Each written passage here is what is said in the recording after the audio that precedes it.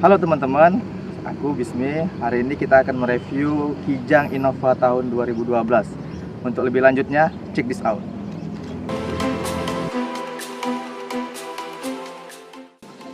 Oke, ini Kijang Innova tersebut tahun 2012 awal.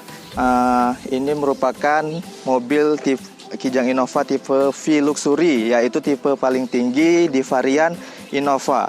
Mari kita lihat dulu untuk di mesinnya ya.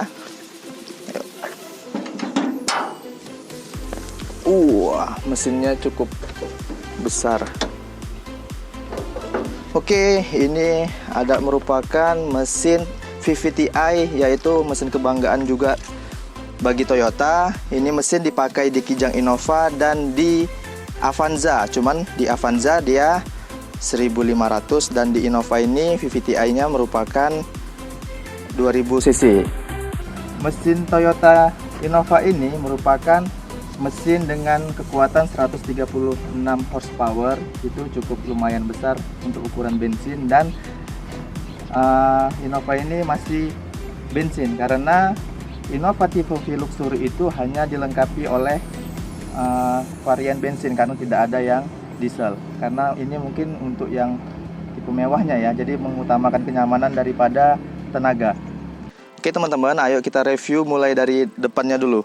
Ini luxury, tipe luxury, dia kelihatan nih lebih banyak chrome-nya karena memang luxury itu lebih mengedepankan kesan mewah daripada tipe G ataupun tipe V. Kita lihat di sini, ini banyak chrome-nya, di sini juga ada chrome. Bahkan di sini di lampunya ini juga ada emblem chrome-nya. Biasanya ini hanya satu nada sih dengan bumper lainnya. Oke, di sini juga ada sensor parkir, sensor samping. Untuk belok dia sudah dilengkapi dengan sensor samping sehingga memudahkan untuk berbelok. Apalagi mengingat Innova ini kan cukup bongsor ya, jadi kalau di jalan-jalan sempit atau di jalan-jalan mall itu bisa lebih memudahkan. Oke, kita kesini lagi sedikit. Tambahan dari Innova tipe Luxury ini yaitu ada di add-ons-nya di depan sini.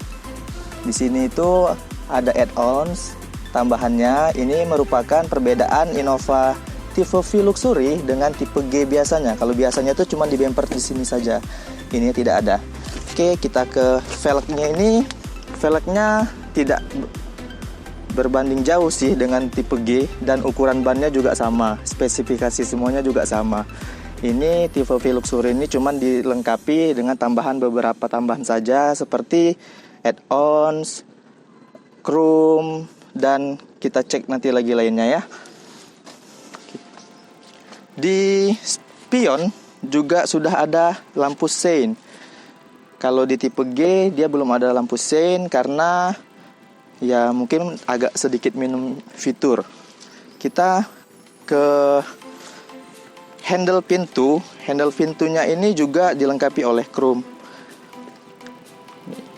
Kalau tipe G ataupun tipe E dan tipe J ini dia handle pintunya senada dengan warna mobil. Bahkan tipe E dan tipe J ini itu handle pintunya itu warnanya hitam, yang kelihatan sekali bahwasanya itu terbuat dari plastik. Oke, kita lanjut ke belakang.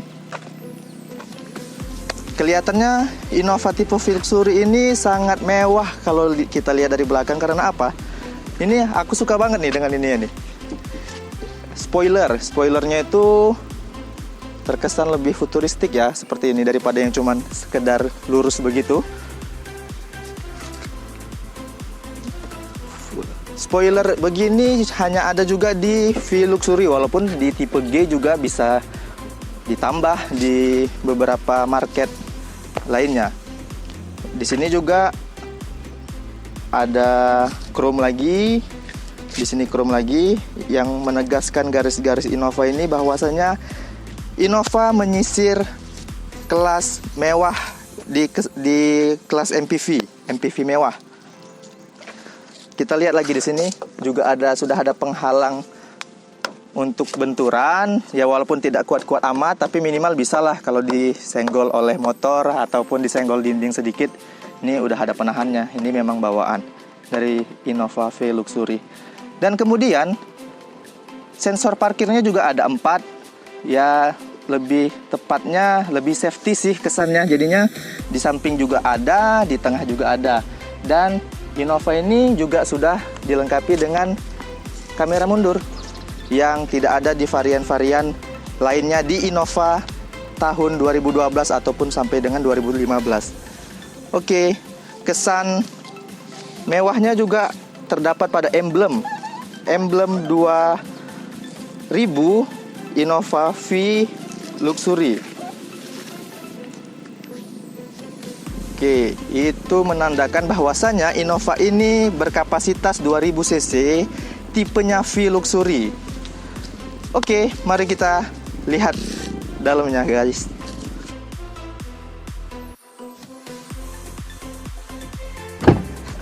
Halo, sekarang giliran interiornya yang kita oprek-oprek sedikit ya. Kita lihat bagaimana interior Innova Luxury itu. Apakah memang semewah itu? Oke, check this out. Oke, ini odometernya kita lihat dulu. Sudah 129.000 di pembelian tahun 2012. Itu sedikit normal sih, karena sudah 7 tahun Innova ini berjalan. Kita lihat di setirnya ini, di bagian atasnya ada panel woodnya. Ini kesannya juga mewah, karena kalau setir biasa itu balutan kulit saja. Oke, kemudian switch controlnya juga ada di bagian setir. Ini memudahkan banget ini untuk mengganti volume, menaikkan volume, mengurangi volume, dan mengganti channel yang. Kemudian kita lihat di sini juga ada panel wood. Ini menandakan kesannya mewah. Di sini sudah ada kulit bawaan dari Innova tersendiri. Namun sayangnya di sini tidak ada kaca ya. Ini masih di cermin, tidak ada cermin. Ini kesannya lebih biasa aja memang. Oke, kemudian kita lihat di sini. Di sini ada tempat penyimpanan seperti kacamata bisa disimpan atau uang juga bisa disimpan. Ini tuh lampu interior yang udah futuristik juga. Tekan untuk mematikannya. Ayo kita lihat sedikit di sini. Di sini juga interior woodnya juga ditonjolkan. Di sini ada display. Display ini juga ada memuat jam, ada memuat suhu di luar ruangan, dan average rata-rata pemakaian bensin. Kita lihat juga ini bagian head unitnya. Head unitnya ini sudah termasuk baik banget ya, karena sudah layar sentuh, sudah dilengkapi radio, bisa DVD, dan ini bisa juga dari eksternal, yaitu USB ataupun aux. Kemudian kita lanjut di bagian AC.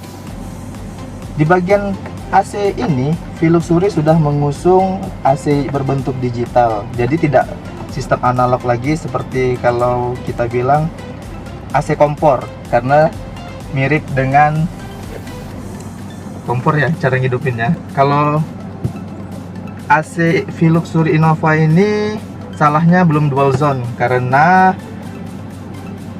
Fortuner saja saya rasa belum ya. Jadi Fortuner yang lama ya, dengan tahun 2012 juga belum. Jadi V Luxury ini kesan di dalamnya lebih ke Innova lebih ke Fortuner yang tahun 2012 juga. Dari head unitnya, dari setirnya, dan dari AC-nya. Salahnya memang Toyota Innova tidak membuat dual zone. Transmisinya ini masih ya biasa sih, seperti Innova pada umumnya, cuman ini sudah dibalut oleh kulit yang senada dengan desain bawahnya sini. Jadi kesannya lebih cocok saja. Dan Di sini juga ada dua tempat colokan ya, penghantar listriknya. Jadi ya bisalah untuk dipakai hari-hari untuk ngecas. Sensor. Dan ini merupakan sensor parkir. Kalau kita tekan, berarti sensor parkirnya hidup, dan ini memudahkan sih bagi pengguna-pengguna cewek ataupun yang masih muda yang mungkin merasa pemula dan yang merasa mobil Innova ini cukup bongsor memang. Jadi, dan ini sensor ke semua arah. Ini ada sensor depannya, ada sensor belakangnya juga.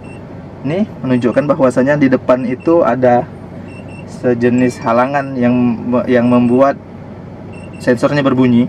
Bisa dimatikan sih kalau misalnya risih. Oke, ini tombol-tombolnya juga seperti pada umumnya. Tombol off, dia auto, sudah otomatis. AC-nya kalau kita hidupin auto, dia menyesuaikan sendiri dengan suhu ruangan. Oh ya, Innova ini yang kita review ini merupakan Innova manual dengan 5 transmisi percepatan. Memang kalau di bagian perkotaan banyak juga Innova V Luxury itu yang otomatis sih, karena memudahkan penggunanya ya untuk mengemudikannya. Namun perlu kita ketahui bahwasanya Innova yang bertransmisi matic itu kesannya lebih boros memang, karena putaran mesinnya itu biasanya bekerja lebih berat dibandingkan Innova yang tipe manual. Mungkin yang tipe manual untuk dibawa keluar kota jauh lebih enak dan tenaganya jauh juga lebih besar, dan konsumsi bahan bakarnya juga lebih irit karena kita bisa mengatur sendiri torsi yang akan keluar dari giginya sendiri. Oke, kita lanjut ke speedometer. Speedometernya ini juga masih sama sih seperti Innova pada tipe G pada tahun yang 2012 juga. Namun kesannya itu memang udah agak ketinggalan zaman sedikit. Oke, kita lihat dulu.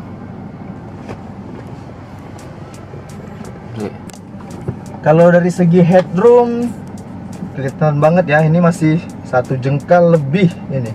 Ini memang Innova lebih lega dibandingkan Innova Reborn yang baru itu pun. Innova yang lama ini tipe ini lebih lega, baik itu tipe G maupun tipe V.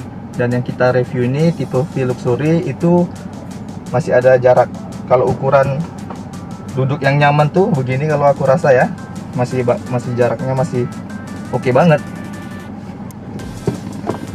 Oke teman-teman, ada baiknya coba kita tes dulu kemampuan atau kenyamanan dari Kijang Innova ini. Oke, kita mulai. Ini jalannya juga nggak terlalu rata sih ya, dan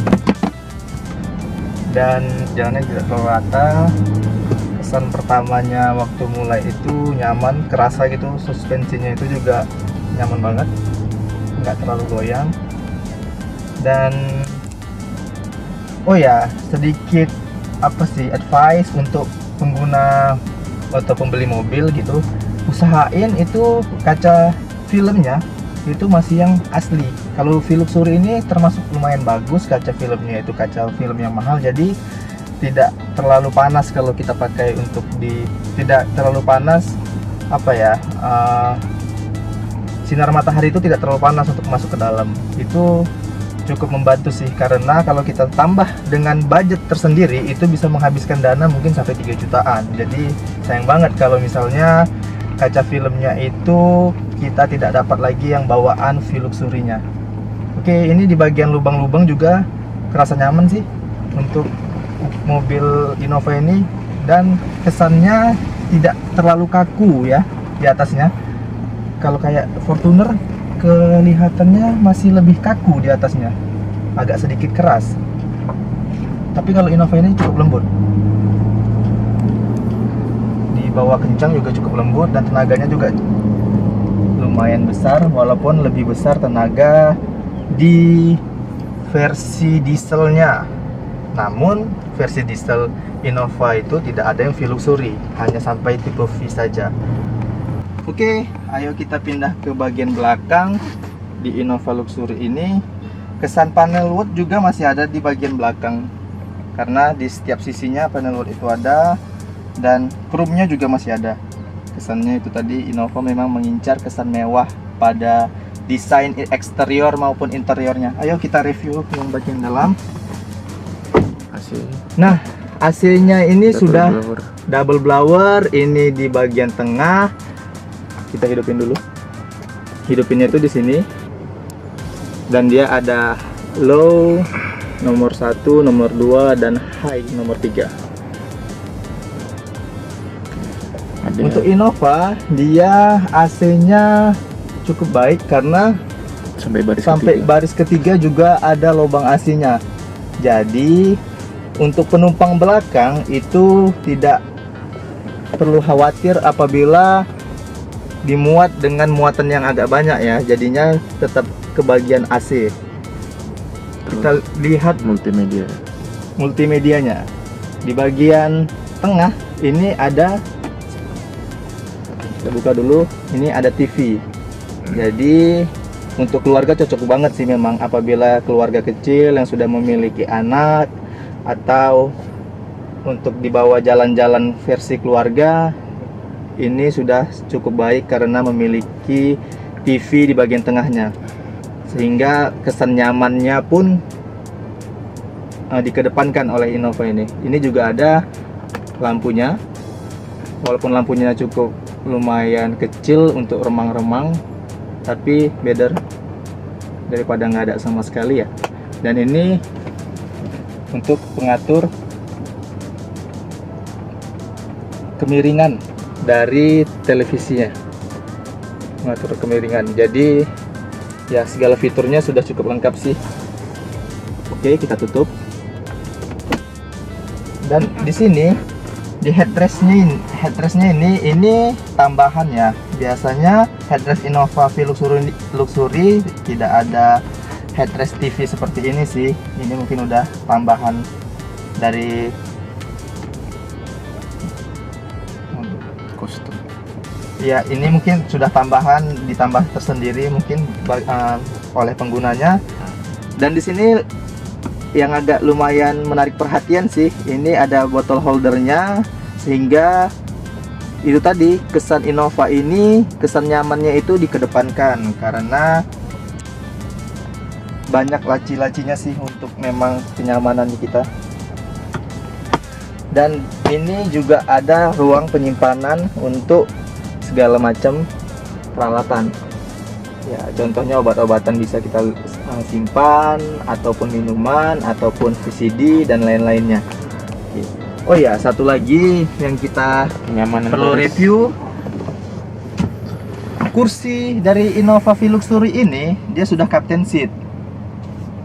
Captain seat itu ya dia cuma berdua begini, sehingga itu tadi karena V Luxury ini mengedepankan kemewahan, sehingga dia mengedepankan kenyamanan juga. Kalau headrestnya ini pun cukup lumayan, kalau kita tegak begini saja tidak nyundul ya. Ini cukup lumayan, sangat-sangat lega.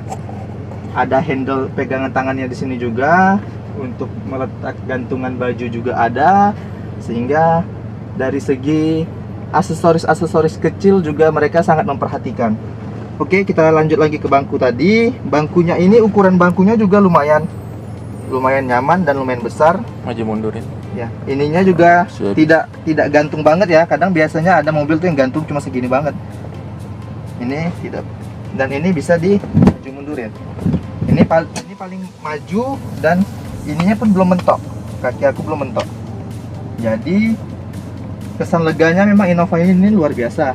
Apalagi jadi untuk keluarga kecil dan keluarga besar ini cukup recommended sekali. Ini kita mundurin sampai belakang. Nah, ini sangat lega. Ini untuk bapak-bapak ukuran besar atau mas-mas ukuran besar juga nyaman banget. Dan di sini ada armrestnya. Memang armrestnya agak sedikit gantung sih. Aturannya lebih baiknya tuh sampai di sini. Cuman ya better lah untuk sekedar meletakkan tangan kita ya. Di sini juga agak sedikit kecil sih kesannya. Apalagi kalau misalnya bisa dia agak lebarin sedikit, mungkin bisa lebih nyaman.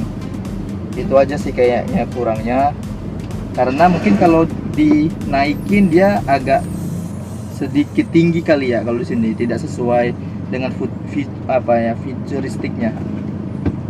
Tapi better karena memang, dan duduknya juga cukup nyaman, apalagi untuk pebisnis kali ini lebih oke, lebih nyaman dan lebih santai.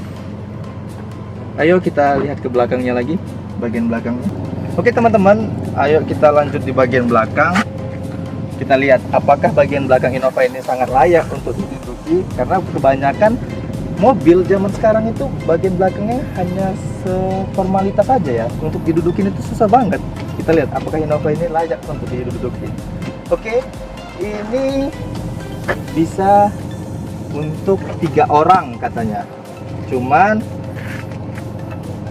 dari segi bangku memang cukup lumayan besar ya daripada kompetitor-kompetitor lainnya yang 3 baris. Di sini juga sudah ada safety beltnya di kanan kirinya. Oke, kita coba kita lipat bangku bagian belakangnya selebar apa. Ruangan di bagian belakang Innova ini, cara ngelipatnya itu kita tarik, tapi kesannya kalau seperti ini agak sedikit berat ya. Kalau untuk cewek mungkin agak sedikit sulit menaikkannya begini, karena harus punya tenaga, ini cukup berat. Karena dia tidak ada suspensinya di sini. Kalau Innova Reborn itu yang baru itu sudah ada, jadi kita tarik dia bisa langsung naik lebih mudah. Dan ini juga perlu kita lipat lagi, kita lipat seperti ini. Oke. Keuntungannya ini, tapi kalau misalnya kita lipat seperti ini, minusnya itu bagian tengah nggak bisa kita maju mundurin, dan tidak senderannya itu nggak bisa kita ke belakangin juga karena akan terhalang oleh bagian sininya. Ini udah agak mentok nih soalnya, jadi maksimalnya juga segitu. Oke. Itu kotak itu. Ini adalah kotak penyimpanan untuk dongkrak dan peralatan lainnya. Kita lihat dulu ya. Oke. Ini ada pembersih kaca. Ini tidak bawaan dari Toyota tersendiri. Ini dongkraknya disimpan di sini, dan ini peralatan pembongkar bannya disimpan di sini. Jadi memanfaatkan celah juga si Toyota ini, sehingga beberapa bagian kesannya rapi memang untuk ukuran mobil keluarga. Kita tutup lagi ya. Ini cukup luas juga penyimpanannya, dan bagasinya ini juga cukup lebar. Mungkin kalau masuk koper bagian sini juga bisa. Coba kita mundurin paling mentoknya gimana.